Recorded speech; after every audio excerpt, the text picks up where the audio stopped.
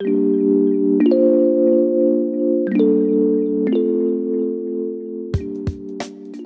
Monstera Deliciosa is well known for the holes in its leaves, earning it the nickname Swiss cheese plant. Monstera plants are native to tropical rainforests and can grow quite large in size. If you're growing a monstera indoors, it's important to make sure that you have enough space, as this plant can reach up to 6 feet in height and 4 feet in width.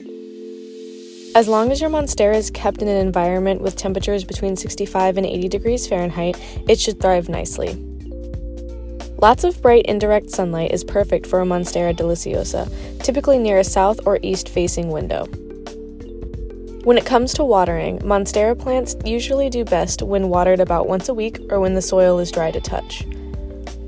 They also enjoy having their leaves misted to mimic the humidity they would receive in the wild. To avoid your monstera becoming root-bound, it may need to be repotted shortly after you bring it home. Choose a pot that is about 2 to 3 times bigger than its original pot. Overall, the Monstera is a great choice for anyone looking to add a unique plant to any room.